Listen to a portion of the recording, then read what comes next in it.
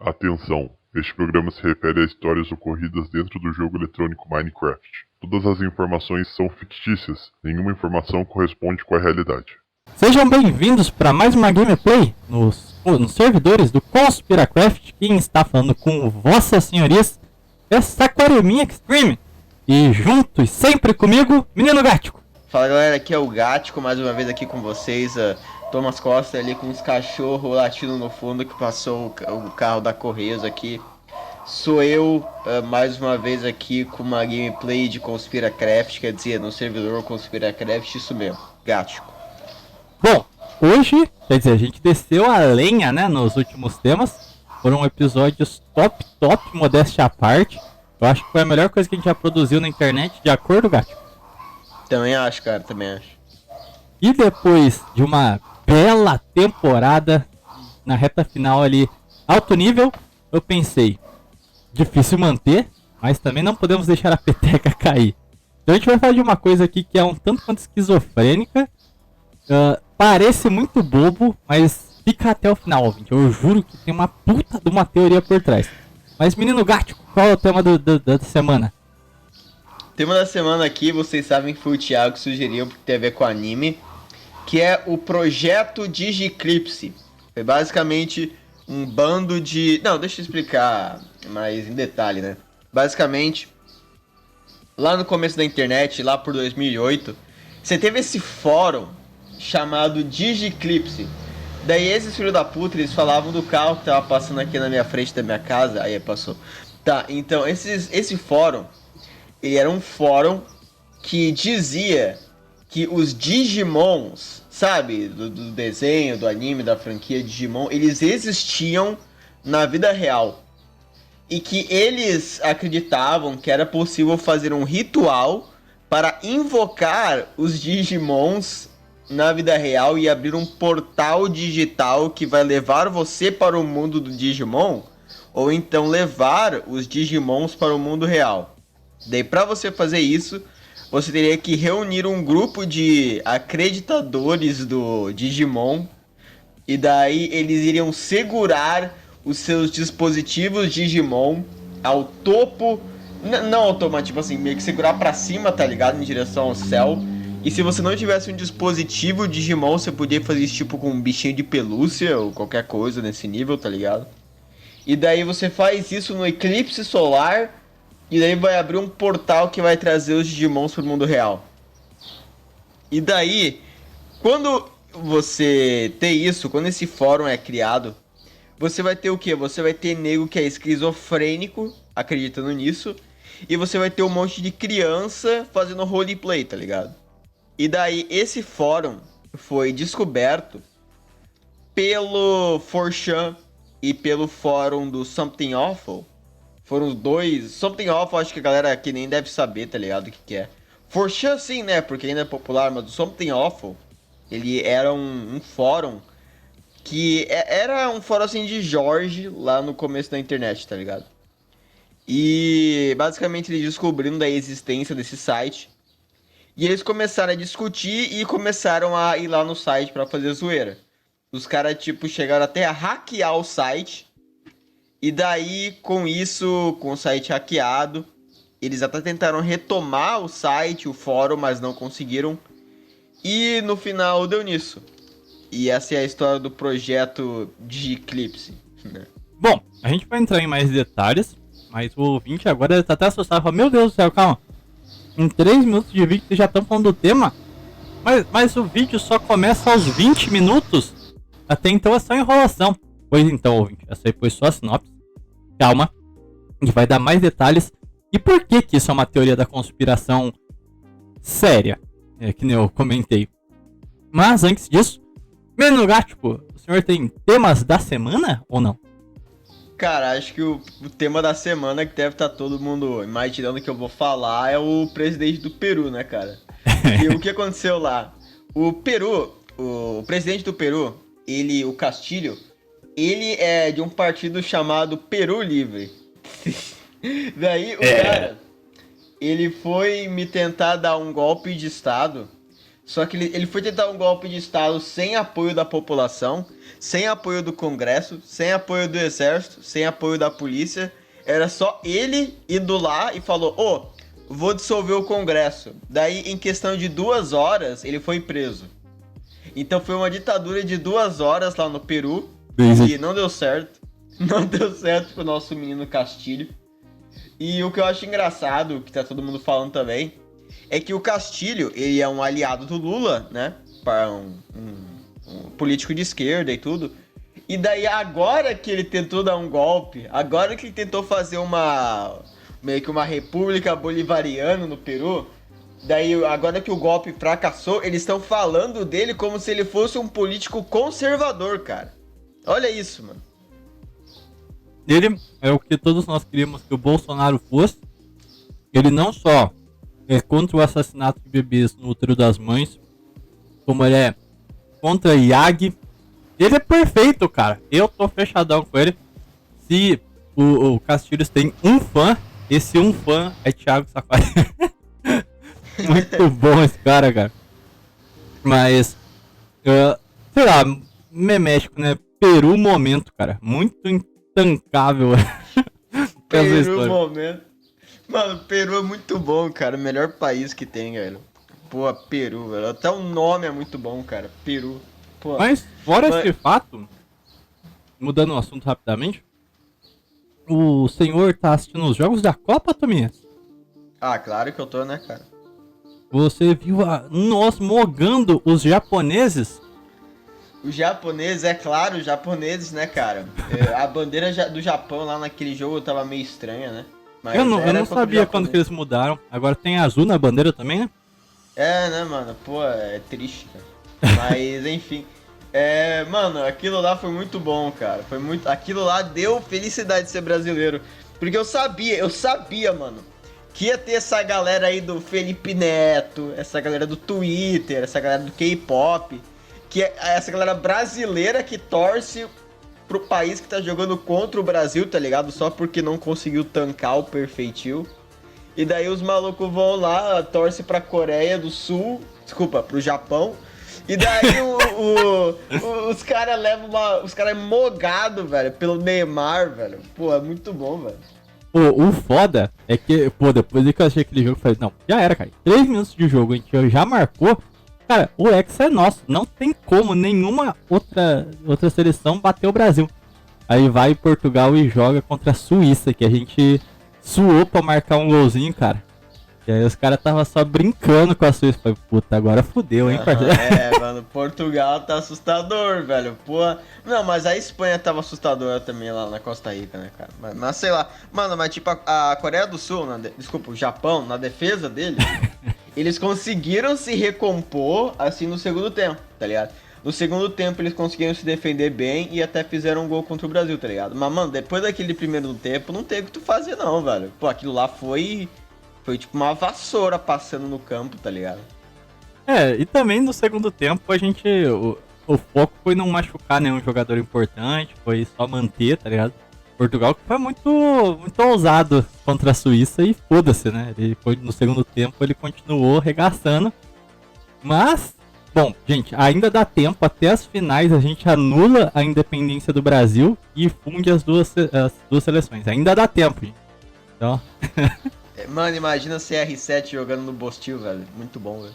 No caso, soma o número de Copas dos dois países, caso eles sejam reunificados? Como é que funciona? Pô, verdade, mano. Pô, mano, já aconteceu, tipo, de algum país se unificar com outro, tipo, na Copa? Porque eu penso, tipo... Sei lá, mano. Tipo, qual que foi a primeira Copa do Mundo? Foi lá pelos anos 30, não foi?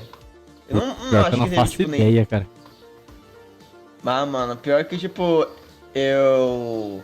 Tipo, a gente já viu casos, assim, de países que se separaram e países que se unificaram. Tipo, não, se unificaram, não sei se teve algum país que se unificou com o outro, dos anos 30 pra cá, velho. Então, é uma coisa muito difícil de acontecer, né? Separar é a fácil. Alemanha, a Alemanha, na verdade. A Alemanha do Ocidente e do Oriente tiveram alguma... Eles ganharam, tipo, alguma Copa? Porque se a Alemanha Ocidental e Oriental ganharam alguma Copa, daí a gente pode saber, tá ligado? Mas eu acho que não. Eu nem sei. Mas, enfim, o fato é, estamos sentindo o Hexa chegando. se Deus quiser, Portugal vai, sei lá. Não sei se eu quero. Tô com medo de Ô, enfrentar. mano, mas tipo assim, eu fico pensando, será que se a Copa não tivesse sido no Catar e, tipo, se ela tivesse acontecido, tipo, no horário, tipo, na data normal, será que o Bolsonaro seria presidente? Sim. Porque pensa comigo, Ah, mano. tá. Tipo, Entendi. a Copa do Mundo. A Copa do Mundo, ela foi adiada, né? Daí, Aham. tipo, imagina, tipo, naquele clima de eleição. Daí você tem, tipo, a seleção brasileira marcando gol atrás de gol, ganhando partida, tá ligado? Mas Daí falam se pá, que. até ganha o Hexa.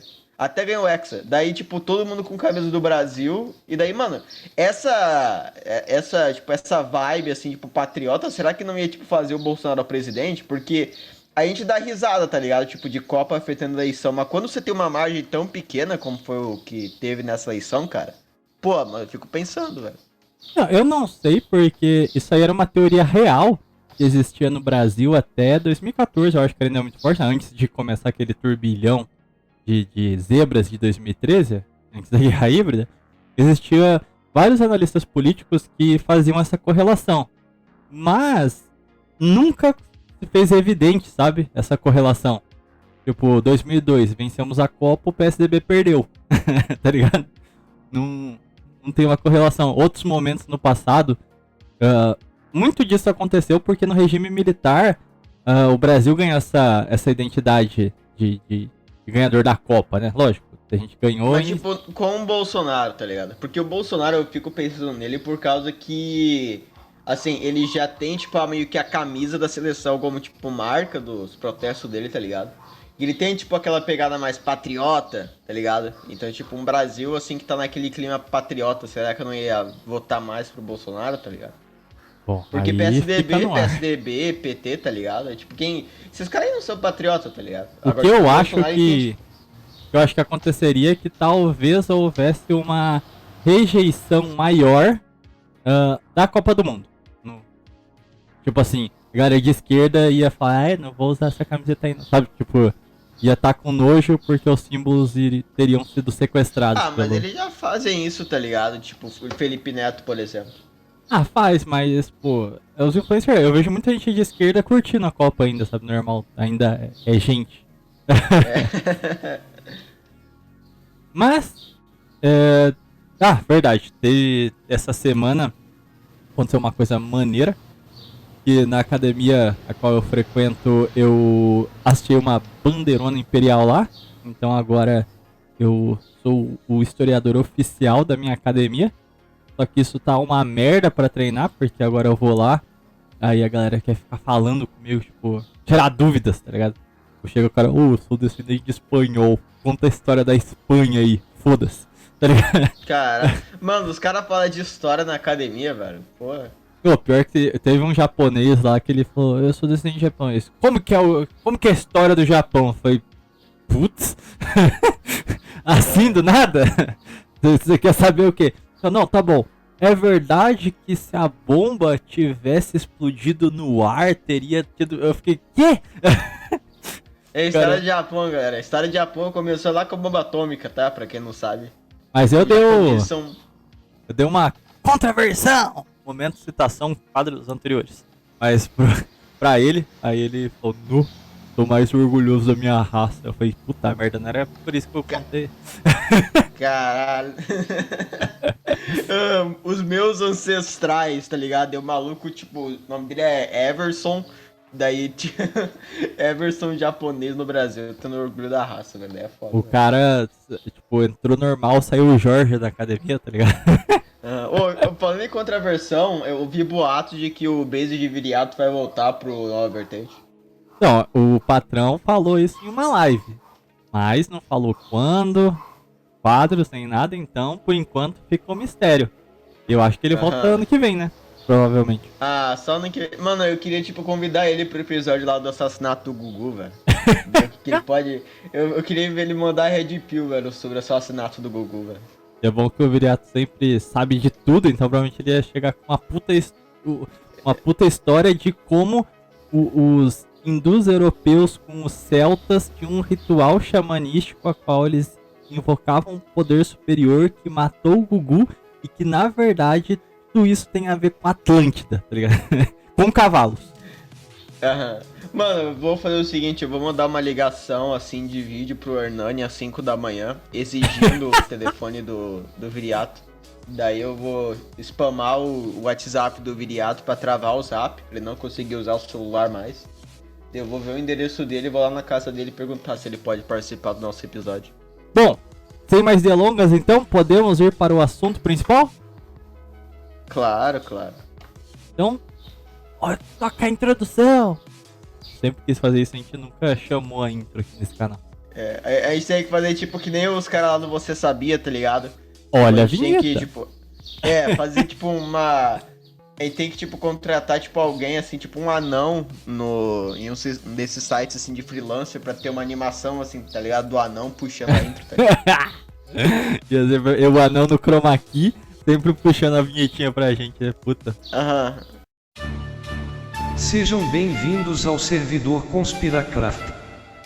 A Terra cyberespacial onde tudo é possível. Onde Happy tudo é to possível. Minecraft, happy to Conspirações são reais. Minecraft, happy to No Minecraft.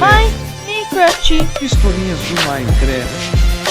Mas enfim, o Tominhas deu as linhas gerais do projeto DigiClips. Eu quero voltar a falar um pouquinho mais em detalhes sobre eles, alguns conceitos que eles utilizam, mas isso é bem difícil sem falar sobre a própria franquia Digimon. Um primeiro ponto, Digimon, eu vou dizer aqui com muita clareza, porque eu particularmente eu gosto bastante de Digimon. Inclusive eu só sei desse caso do DigiClips porque eu tô na Digisfera, olha aí, meus amigos. Eu pessoalmente sempre fui mais fã do Bakugan, velho. eu acho que até hoje eu tenho guardado meus Bakugan, cara. Deve estar em algum canto. Eu tinha um monte. Mas... Os meus quebrou, velho, que era pirata, tá ligado? Mas também, tipo, é tipo uns brinquedos, tipo, mó frágil, tá ligado? Tipo, umas bolas que daí tu tira do estado de bola, sei lá como é que é a palavra pra isso, tá ligado? Só que daí, tipo, é uns plásticozinhos bem finos, tá ligado? Daí quebra mesmo. Pô, mas era foda, cara. Os Bakugan original, eles eram umas bolinhas que viravam os bichinhos, né? Só que eles desarmavam, saíam ganhavam a forma de fera quando eles entravam em contato com a cartinha que vinha com eles. Da cartinha tinha um imã e eles tinham um ferrinho na bundinha da bola, que daí ele você rolava ele, aí era um imã forte, fazia ele parar de pé em cima da cartinha e ele se transformava. Foda demais. Caralho, que foda, mano. Pô, isso daí é legal pra caralho, velho. Então, eu tive 3 desses. Eu fui uma criança boy, será? Mano, eu comprei um desses daí, tá ligado? Que era tipo surpresa, não tinha como você saber, tá ligado? Qual que ia vir. Daí, tipo, eu fiquei mó puto, velho. Que, tipo, o Bakugan que eu tinha ganhado era o Bakugan lá da mulher, tá ligado? Da namorada do protagonista, tá ligado? Daí, pô, mano, eu peguei. Era o equivalente da Sakura, tá ligado? Do anime, tá ligado? Qual que era o elemento? Puto, era mano. terra o elemento dela, não era? Acho que era, mano. Não lembro. Eu não lembro. Eu lembro que eu peguei um conjunto que vinha 2. Aí eu peguei um dragão de terra lá, nunca vi nada dele. E eu lembro que eu peguei a segunda forma do carinha que é Jorge lá, o antagonistazinho, que é tipo o Sasuke, sabe? O carinha que é Jorge. E ele tinha um pássaro azul de vento, azul não, verde. Um verde água de vento. eu lembro. Pô, esse cara era foda, cara, era Jorge Sazucão. Mano, eu tenho mó pena assim nas crianças que estão nascendo agora, tá ligado? Crescendo agora, por causa que os desenhos de hoje em dia é uma merda, cara. Tipo assim, eu tô ligado assim que muita gente tá pouco se ferrando tipo, pra qualidade de desenho animado pra criança, tá ligado? Porque, é criança assiste qualquer coisa.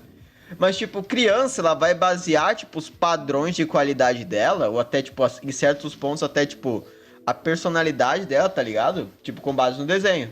E daí, tipo assim, os desenhos, assim, tipo, das antigas, tipo, quando eu falo das antigas, não só, tipo, os anos 80, anos 90, tá ligado? Mas, tipo, até, tipo, o começo dos anos 2000, 2010, até que era, tipo, anime, era tipo, desenho, assim, de batalha, tá ligado? Tipo, Dragon Ball, Ben 10, Max Steel, tá ligado? Você tinha isso daí, velho. Mas daí, tipo, hoje em dia, mano, é só, tipo, uns desenhos, assim, que não acontece nada, tá ligado? É, tipo, desenho, tipo, Jovens Titãs em Ação. Eles pegaram, tipo, desenho uma franquia piadoca. que já... desenho piadoca. Tipo, eles pegam uma franquia que já é conhecida, fazem lá, tipo, uma versão que é de orçamento baixo, daí uma piadazinha aqui e ali, daí o diretor com sobrenome engraçado bota o fetiche dele no desenho, tá ligado? E daí é isso, mano, tá ligado? Até as meninas super poderosas, tá ligado? Que era tipo um dos únicos desenhos mais femininos, assim, que apelava pra menino porque tinha batalha e tudo, tá ligado? Até esses daí, tipo, virou meio piadoca. Winx era bala demais. Pô, Winx, Três Espiões Demais, Nossa, Aventuras de Jennifer Lee. Pô, Nossa, mano, é por verdade. isso que eu não caio nessa bait aí de que, homem só joga com... Homem é machista, não joga jogo com personagem feminina porque é machista. Não, mano, pô, tem que ser bom. Tá ligado? Pô, você lembra um desenho que era... passava-se no mesmo universo de Três Espiões Demais, só que era um maluco loirinho, com cabelo meio... parecendo de fogo, não era eu de lembro, fogo. era tipo, era Três Espiões Demais, só que era com menino. Eu me lembro, mano. Eu lembro disso aí, eu falo, caraca, multiverso, meu. Multiverso. Mano, eu acho que deve ser tipo algum diretor lá que ficou confuso que a maioria das crianças que assistiu o desenho lá das Três Espiãs era menino, tá ligado? Devem ter feito tipo uma versão mais apropriada, sei lá. Não, mas eu gostava mais do original mesmo. Eu também, eu lembro que quando era criança, eu queria macetar a Ruivinha de Verde, ela era top. Mas... A Ruivinha de Verde, top. Agora todo mundo sabe, cara. Você acabou de divulgar esse conhecimento aí com tipo 2.000 pessoas que estão assistindo esse vídeo. Pô, quando você é criança, você sempre tem uma personagem feminina que você acha mais top.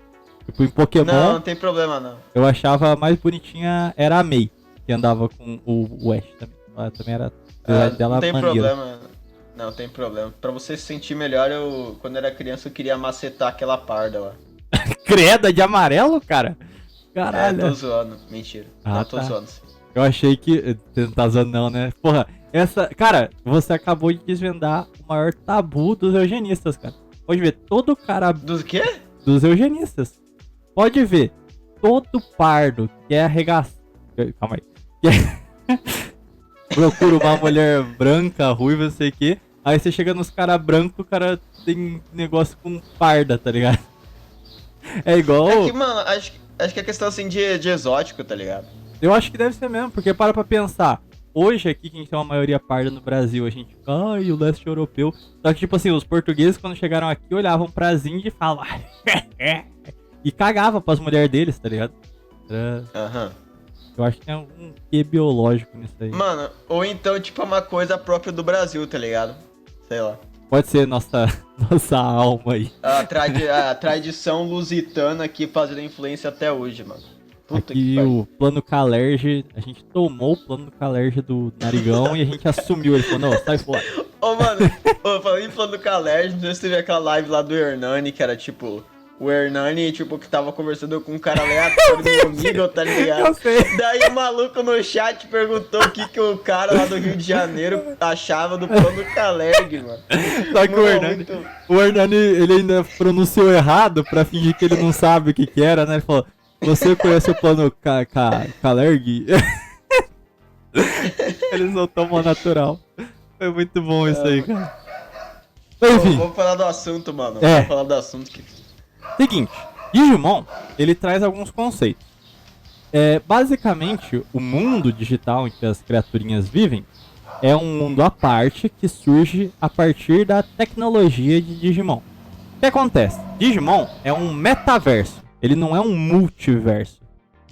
Assim, existem várias dimensões diferentes de Digimon e os acontecimentos de uma dimensão podem afetar os acontecimentos de outra dimensão de forma parcial, ou seja, não existe uma cronologia, por exemplo, dos animes, do jogo, etc. Não, são universos diferentes, mas você percebe que alguns conceitos, algumas coisas que você encontra em uma mídia, você acaba vendo respingar parcialmente em outra. É um conceito muito complicado de entender, inclusive. As únicas temporadas que se passam no mesmo universo, no mesmo linha temporal, né, é Digimon Adventure, que é a primeira adaptação animada. E aí teve uma sequência, que foi Adventure Zero Two.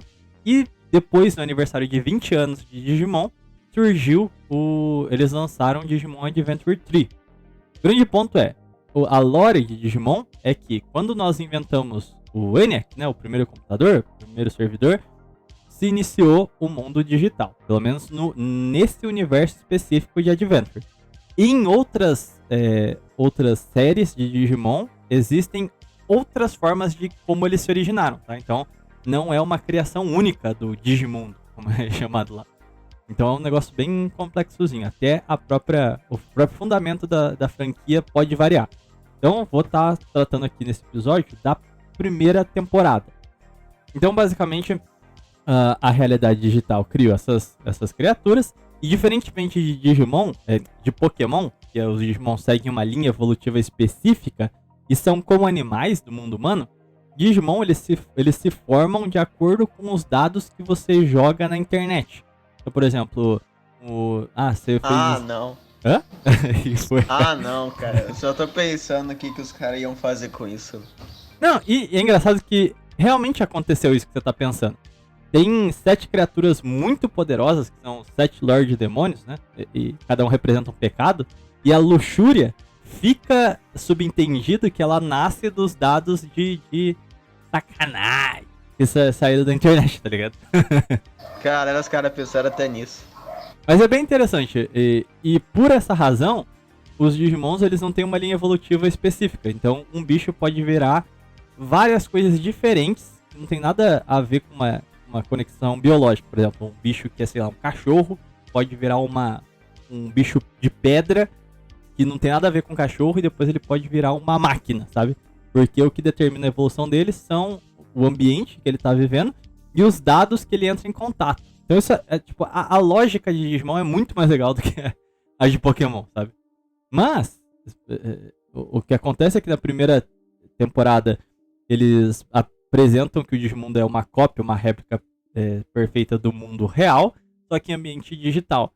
E no final da segunda temporada que se passa no mesmo universo, eles dão a entender que para todas as pessoas existe uma contraparte delas que é o seu Digimon.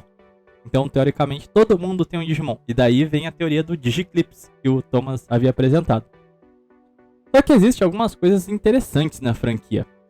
Que ela teve muita liberdade de apresentar uma trama até que séria, se tratando do público infantil, sabe? Cada personagem na primeira temporada tem um draminha, tipo... 2 são irmãos que os pais se separaram, então eles vivem separados e tipo assim, é um problema pra eles, sabe? É interessante. O outro foi adotado. A outra tem a mãe narcisista, literalmente. Então é interessante você ver problemas complexos numa série de criança, sabe? Dialoga muito bem. E naquela geração específica, o primeiro Digimon é de 1999. Então é interessante. Mas para além dessas questões de narrativa, o universo da primeira temporada é literalmente gnóstico. É que assim, como é uma franquia que tem jogos e séries que se passam em universos diferentes, cada jogo tem, tipo assim, não tem um autor, dono de Digimon. Por exemplo, Dragon Ball, Akira Toriyama é o autor. Digimon não tem isso, não tem um autor específico. Então meio que um cara é contratado para escrever o roteiro de um jogo ou de uma animação que vai se passar num universo específico. Então ele pode escrever o que ele quiser, basicamente. O autor de Digimon Adventure, esse universo que a gente vai estar tratando aqui, ele já disse claramente que ele se inspirou no gnosticismo neoplatônico para escrever, desenvolver o universo da primeira temporada. Então, por exemplo, o que acontece? A primeira temporada de Adventure, os protagonistas têm 11 anos. A Adventure Zero Two, eles estão no 9º ano, eles estão fechando o fundamental. Né? Eles estão indo pro ensino médio, então ele já tá um pouquinho maior. E o Adventure 3, que saiu em 2015, eles estão se formando do ensino médio, então eles estão deixando de ser crianças. E a série vai amadurecendo com eles, basicamente. Mas no início de Adventure 3, o primeiro take de imagens é um ovo branco, que é a criação. Dele surgiu tudo. Dele emanou a energia que criou o universo. E daquela luz surgiu as trevas. E literalmente surgiu o Demiurgo. Eles colocam a nomenclatura em si. Então, o universo seria uma constante luta entre luz e trevas. E o ideal seria um balanço entre os dois. Logicamente, nós, só deixando claro, né? Nós hosts aqui não acreditamos no gnosticismo, mas eu só tô explicando a lore, tá bom? Mas, de toda forma, na primeira temporada, o mundo digital começa a interferir com fenômenos climáticos no mundo real. Então, existia uma trevas que estava se proliferando no mundo digital. Então, a homeostase, que é a entidade que cuida vamos dizer assim, do sistema, do equilíbrio do mundo digital, seleciona crianças porque ela percebe que os sentimentos das crianças emanam, e isso é importante porque Digimon é baseado em emanacionismo, na ideia de energias, das cordas, das vibrações, etc. Elas percebem que os sentimentos das crianças são capazes de acelerar o processo evolutivo dos Digimons. Então ela chama 7, que na verdade são 8 crianças, que vão ajudar a reestabelecer o compasso entre luz e trevas no mundo digital. Então, eles vão pra lá, vão enfrentar vários oponentes fortes e tudo mais, aquela coisa de shounen médio pra criança. Só que no final eles vão enfrentar uma criatura que chama Apocalimon. O que acontece? Os Digimons maus que estavam sendo derrotados, e toda a dor e sofrimento que eram causadas por eles no mundo digital, quando um Digimon morre, ele vai pra lata de lixo. Exatamente, igual o do seu computador. E o que separa a lata de lixo do mundo digital é a firewall, literalmente. É uma barreira de fogo. Então, esses dados negativos que estavam sendo levados pra lixeira estavam se concentrando e dando forma a uma criatura que é só sofrimento, ela só ódio e remorso. Ou seja, ela representa o Demiurgo. E era ele quem estava causando todas essas desarmonias. E é interessante que essa criatura, ela chama Apocalimon, e ela é um ser meio vampírico, assim, meio estranho, da cintura pra cima, mas da cintura pra baixo ela tem um hexágono, olha aí, ouvinte, gigantesco como corpo, cheio de mãos e coisas ali, que é a concentração de todos os dados negativos do mundo digital. Então, ele é a personificação da dor, do sofrimento, e ele tem um hexágono gigante, um cubo negro, entendeu? Com a parte inferior, que é a maior parte do seu corpo. É tipo um toquinho nesse hexágono gigante. O momento final de Digimon é quando eles vão para o nada, para uma região que já estava sendo dominada pelo Apocalimon. Aí eles são derrotados por eles. E eles são mandados pro limbo. Eles perdem o corpo físico e ficam no nada, cheio de zeros e uns. Muito simbólico, por dizer, hein, ouvintes? E aí, o que acontece? Ao longo da trama, eles conseguem fazer os bichinhos deles evoluir, mas chega um ponto em que eles precisam de um catalisador dos sentimentos deles para fazer os bichos deles chegarem na última forma. Cada um tem um sentimento que representa eles, então eles têm um brasão que ajuda a catalisar com mais força esse sentimento dele, que faz os bichinhos deles mega evoluírem. O grande ponto é que quando eles são derrotados, esses brasões que eles utilizam são quebrados. E o menino que representa a esperança, ele consegue vencer o nada, porque ele percebe que os brasões eram uma representação física que aprisionava os sentimentos que, se fossem livres, seriam suficientemente poderosos. Ou seja, no momento que eles perdem o corpo físico deles, eles transcendem e conseguem superar o inimigo que representa a dor e o sofrimento e que tem um hexágono na barriga. Pra você que assistiu o episódio do Cubo Negro, acho que você já entendeu a mensagem. E o interessante é que o hexágono, no momento em que eles conseguem voltar para a realidade, quando eles conseguem entender que eles superaram a prisão material, eles retornam para a batalha e eles utilizam os Digivices deles, que é o aparelhinho, um celularzinho que eles usam para fazer os bichinhos evoluir, meio que o laço entre eles e os Digimons deles. Os Digivices soltam uma luz, e são 8 de escolhidos, então ficam em cada ponta. E aí, um cubo de luz aprisiona o Demiurgo. Então, dentro do cubo reside o Demiurgo. Sacou, cara? É muita mensagem. Isso que eu tô falando só do plot final. Ao longo dos episódios tem um monte de referências esotéricas espalhadas pelo desenho, tá ligado? É um negócio muito maluco, mas é interessante ver. Os caras realmente, um desenho de criança, inclusive, cara, eles se esforçaram pra caramba pra fazer esse monte de referência. Isso aqui eu só tô fazendo fun fact aqui, review pra vocês. Mas sobre o Digiclips. Basicamente, eles acreditavam que existe esse mundo paralelo, que a lore de Digimon existia, ou seja, quando a gente, né, teve um computador, a gente criou eles, e que existe um Digimon para cada humano. E no Digimon, no final, quando eles têm que sair do mundo digital e voltar pro deles, é o momento final, o último segundo de passagem que eles tinham entre os dois mundos, era em um momento que ia ter um eclipse. Depois daquilo, ninguém mais ia conseguir abrir esse portal. Então, por isso que eles acreditavam nessa teoria do eclipse. Era o momento em que a passagem dos dois mundos estaria aberta. E, em várias temporadas, é através desse aparelhinho de Digivice que faz eles serem os escolhidos, né? Os Digi-escolhidos. E ajuda eles nessa passagem de um mundo pro outro. Então, é por isso que eles dizem, ó, quando tiver no eclipse, levante seu Digivice. Que, no caso, a Bandai... ela produz... Porque assim, Digimon são os bichinhos virtuais, pra quem não sabe, tá? Através os bichinhos virtuais se transformaram em Digimon.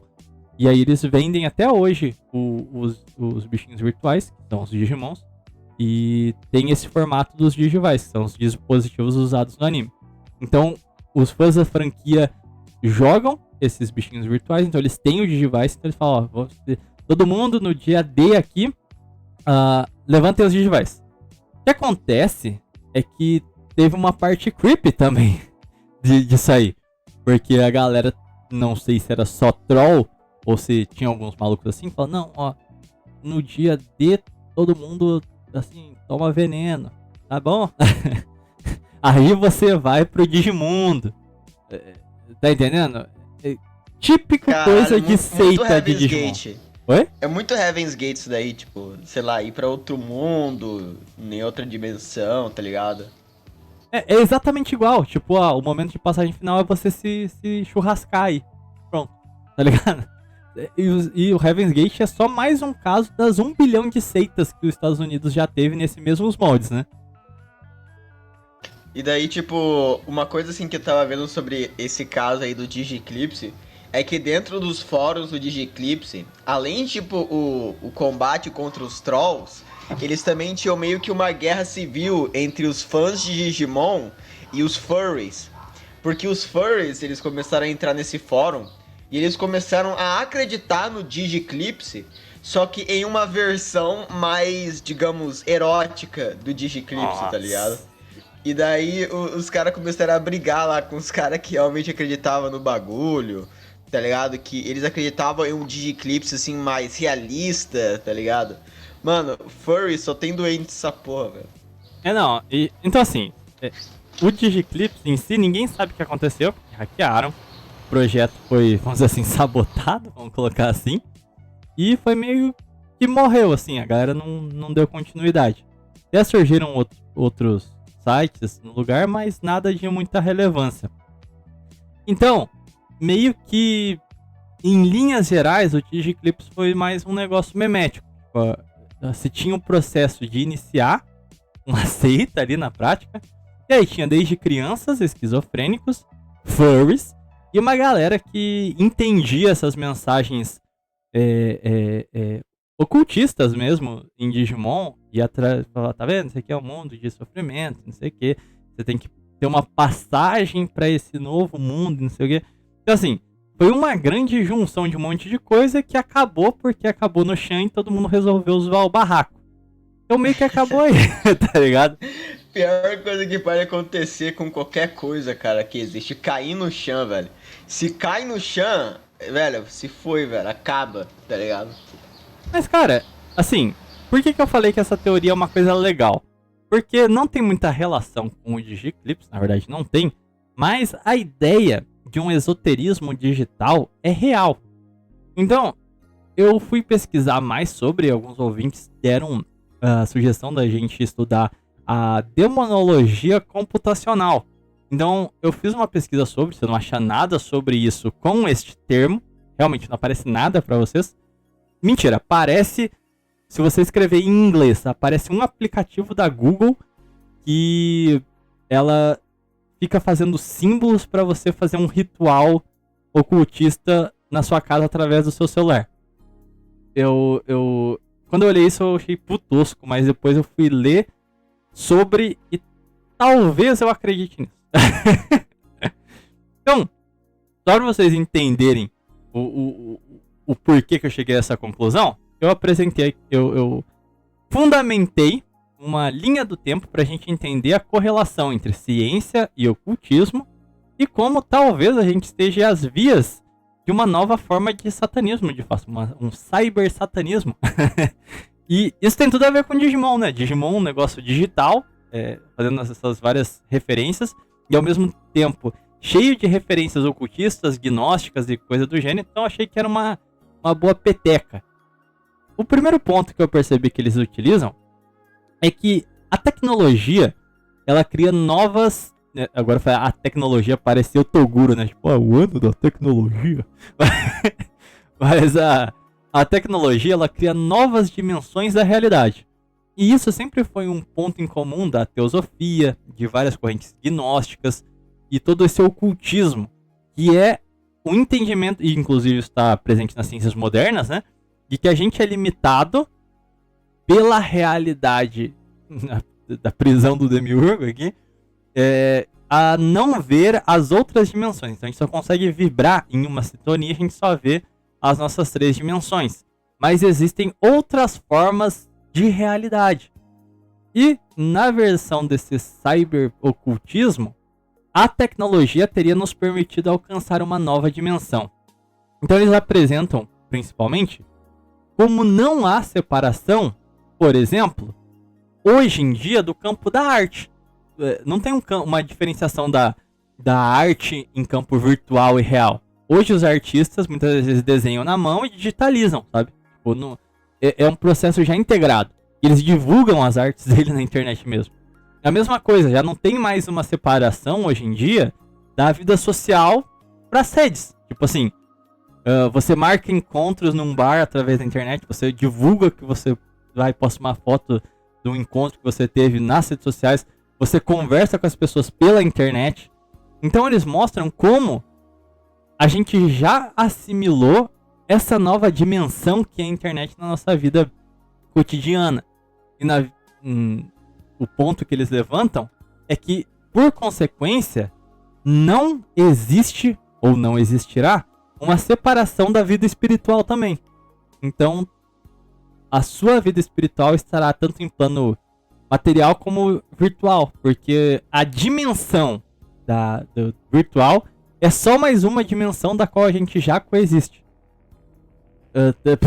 Por enquanto tá tranquilo de entender, ô Tominhas? Ou já tá biluteté demais? Não, eu consigo entender sim, mano. Porque, pô, velho, pensa, tipo, acho que a maioria das pessoas hoje em dia, quer dizer, não a maioria, mas uma quantidade, assim, bem considerável das pessoas, elas acabam, tipo, meio que baseando, assim, tipo, boa parte, ou então a maior parte da vida delas com base no campo digital, tá ligado? As pessoas, elas acabam, tipo, mudando completamente a personalidade e a alma delas com base naquilo que elas veem no digital, tá ligado? Tipo, pensa em quanta gente, assim, que não acabou se convertendo pro cristianismo ou acabou virando ateu por causa da internet, tá ligado? É uma nova fonte de informação e é um lugar, entre aspas, onde as pessoas convivem. Então, sim, de certa maneira, é meio que uma alternativa ao próprio plano material, tá ligado? E é interessante porque esses assuntos, apesar de ser algo extremamente contemporâneo, tem uma raiz muito antiga. Eu separei aqui um trecho da biografia do senhor Johann Heidenberg. Ele foi um alemão, ele foi um abade no século XV e XVI. E assim, ele teve envolvido ali, não diretamente com a questão da reforma, né? Mas foi na Alemanha que ele viveu ali, então... ele era um sacerdote, mas ele era bem torto, sabe? Ele conseguia escapar, assim, de uma rigorosidade de analisar exatamente seus pensamentos. Só que o interessante é que ele fundou bibliotecas próprias em espaços que eram da igreja, mas ele fundou bibliotecas quase que particulares dele, sabe? Eu não... São nomes alemães, então voltamos àquele problema de sempre. Nas cidades de Sponheim, Sponheim, não sei como é que pronuncia isso. Você conhece essa cidade aqui, ou também? Qual cidade? Fala de novo. Sponheim é S-P-O-N-H-E-I-M. Sponheim, nunca ouvi falar não, velho. Bom, também não, mas ele fundou uma biblioteca lá. Em Wurzburg, W-U-R-Z-B-U-R-G. Fica em uma região da Baviera, essa cidade. Ô Baviera, puta que pariu. Mas o negócio é que quando ele trouxe tantos livros estranhos pra isso, e ele tinha ideias muito esquisitas, ele já era muito mal visto por ser considerado um mágico. Só que o mais interessante é que o senhor Johann Heidenberg, ele é o pai da criptografia, meus amigos. Ele vai escrever 3 livros em latim, eles vão possuir o mesmo nome, mas vai estar dividido em 3 partes, que se chama Steganografia. Steganografia é o nome do livro dele. Só que o que acontece? Eles só podiam ser entendidos através de chaves que decodificavam as palavras. Então, por exemplo, ele escrevia Ave Maria, só que tudo em latim, né? Cada letra era a abreviação para outra coisa ou significava outra letra. E assim, ele tinha feito um livro à parte, ou prefácio, não sei, que na verdade era a chave que traduzia tudo. Então, ele criptografou um livro. Muito louco. E ele foi o primeiro cara que fez isso na história, tá entendendo? Mas o que se tratava esse livro dele, chamado Estes Livros, né, no plural, chamado Steganografia? O livro ensinava uma magia sobre invocação e uso de espíritos para se comunicar a longas distâncias. Cara, isso aqui te lembra alguma coisa também? Mano, isso me lembra Zap, correspondência. Zap Zap, faz mais sentido. Ele criou um Zap macumbeiro, tá ligado? Ele falou, ó, aqui, você faz isso aqui, você invoca o espírito X, deixa a mensagem com ele, ele entrega pra outra pessoa. Tipo, cara. O WhatsApp de cigano aí é foda, mano. O grande ponto é que essa steganografia causou uma reação de medo no próprio Heidelberg. Tipo, ele mesmo viu aquilo e falou, cara, vai dar merda. Então ele nunca publicou esses livros. Deixou só na biblioteca dele e deixou lá quietinho. Ele não chegou a publicar. E ele teoricamente destruiu algumas partes desses livros que até hoje a gente não sabe do que se tratava. Mas alguns estudiosos atuais dizem que se tratava de que ele havia decodificado magias propriamente de profecias e adivinhações. Lembrando que proibido aos cristãos adivinhação, tá? É uma coisa que você tá mexendo com espíritos baixos, vamos colocar assim. Isso aí é bruxaria de fato, tá? Mas esses manuscritos vão continuar circulando em partes, tipo pedaços deles. Pessoas vão ir lá na biblioteca, ver aquilo ali, transcrever e vai ficar rolando até que a obra vai ser publicada integralmente. Tirando essa parte que a gente não sabe se ele realmente destruiu, se elas realmente existiram. Enfim, tirando essa parte um pouco mais polêmica, os 3 livros foram publicados póstumamente em 1606. Só que o que acontece? Existe um cara que ele vai ser fundamental para isso. O nome dele é John Dee. Ele é um matemático e ele foi um religioso no século XVI. E ele frequentou ele era inglês, tá? Ele vinha de uma família mais ou menos nobre, tipo, nobreza baixa assim. E ele frequentou as melhores universidades da Inglaterra, se formou em Oxford mesmo. E ele consegue, devido a essa carreira acadêmica, contatos na Europa continental, inclusive. Provavelmente através desses contatos que ele teve acesso aos escritos do Heidelberg. O ponto é que em 1555, ele vai ser preso pela coroa inglesa devido ao crime de cálculo. Menino Tominha, você sabe o que é o crime de cálculo? Crime de cálculo. Mano, eu tô pensando em uma coisa aqui, mas não sei se é isso, mano, vou ficar calmo. Chuta. Mano, aquela coisa lá assim da padaria, tá ligado? Não entendi. Ele viveu bem antes disso. Não, é? Ah, tá. Ah, não, então não é esse crime de Nossa senhora. Não sei não, velho. Enfim, ele foi preso em 1555 e cálculo, está na descrição, ele foi preso por adivinhação. Foram encontrados na casa dele diversos horóscopos da rainha Maria Tudor, a Blood Mary, para a galera, talvez vocês conheçam, sabe? Então ele tinha feito vários horóscopos dela, e isso era o crime de cálculo. Isso era visto como adivinhação. Era como se ele tivesse, talvez, jogando praga sobre ela. A gente poderia simplificar assim. Enfim, vocês já percebem que ele já tinha uma iniciação no ocultismo, em esoterismo. Tanto é que ele ficava fazendo essas coisas. O grande ponto é que no mesmo ano ele vai ser absolvido, vai ser solto, vai dar nada.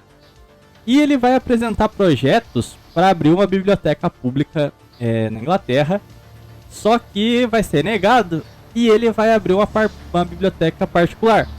E essa biblioteca dele vai ser em Montlake, vai ser a maior biblioteca da Inglaterra da época. E tipo, era particular dele, sabe? Então ele pegou uma porrada de livros e manuscritos tanto do Reino Unido, e principalmente ele tinha um negócio sobre estudar escrituras antigas, ancestrais, os povos pré-romanos da Europa e tudo mais.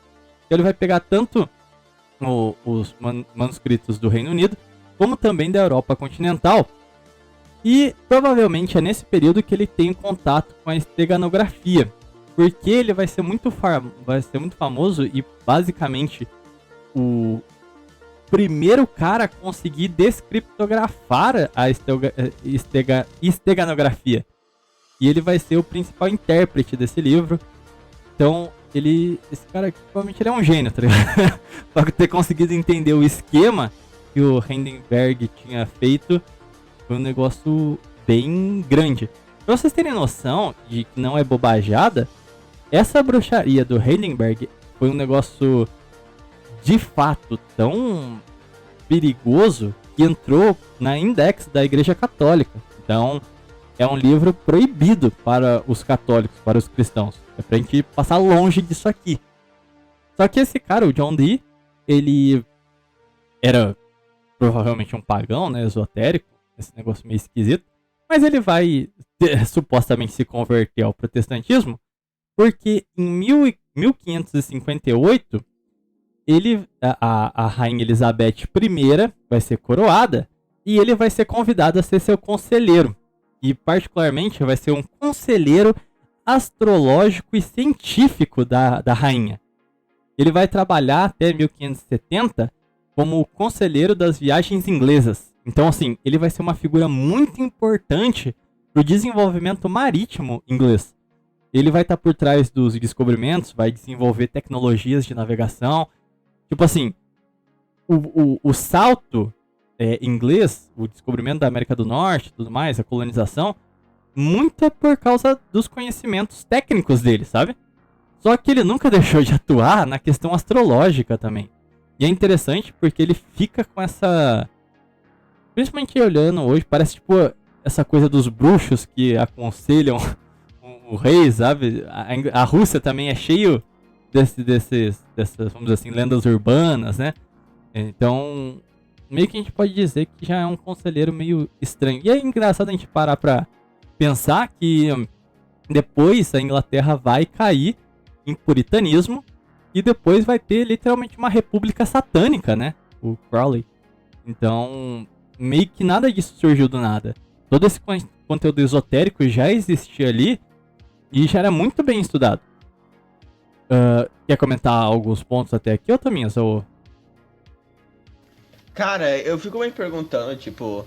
Você meio que perguntou a mesma coisa, tipo, lá em relação aos Estados Unidos, né? Por que os americanos assim, são tão mais fascinados, assim, com essa coisa, assim, de cultos, essas coisas, tá ligado?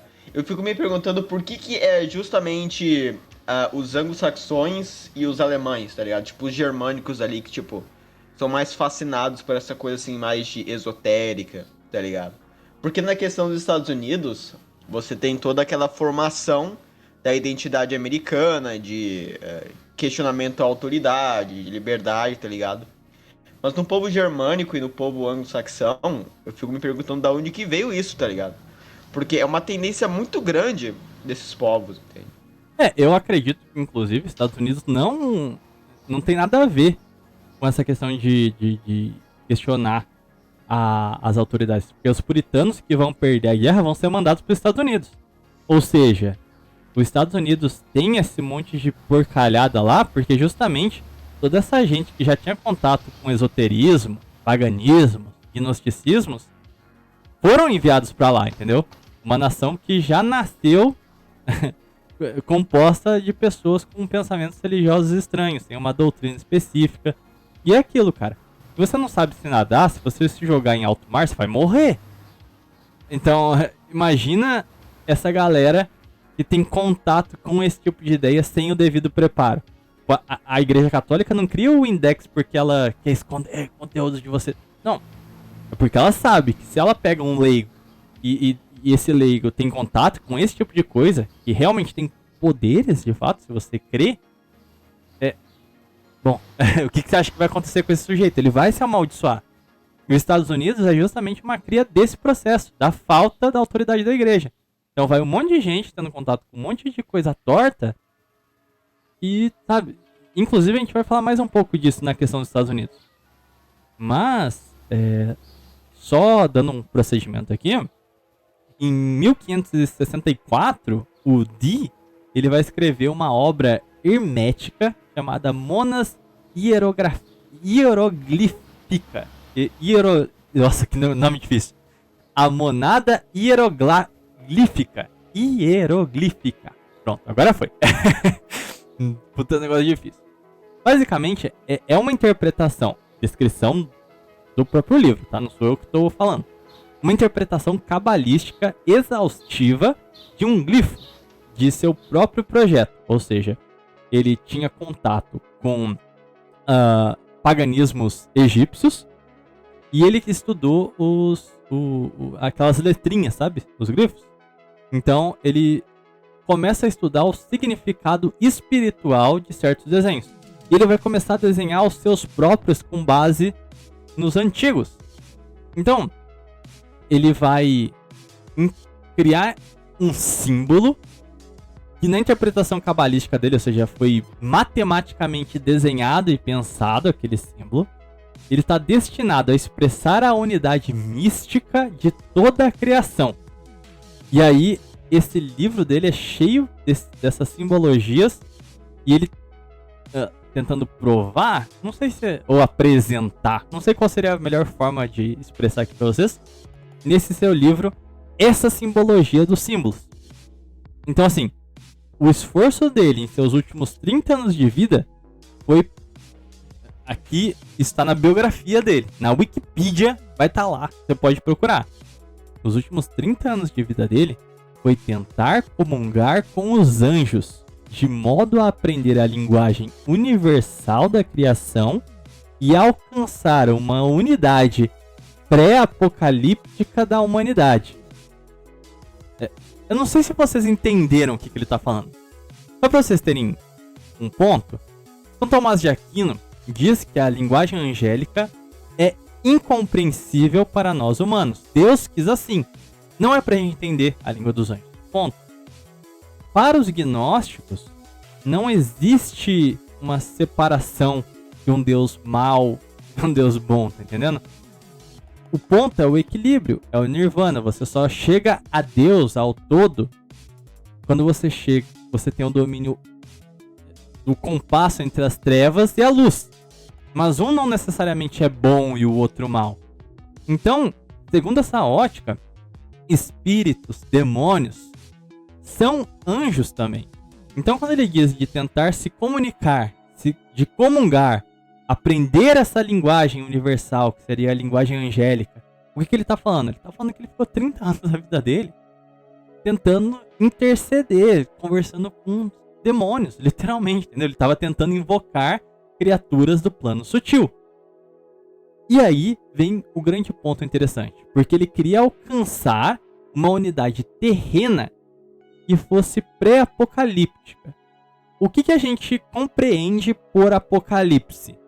Um momento em que a humanidade vai chegar a tamanho grau de exaustão, de degradação, de deformidade em todos os seus quesitos, crise moral, crise espiritual, crise econômica, tudo, para então vir a redenção, correto?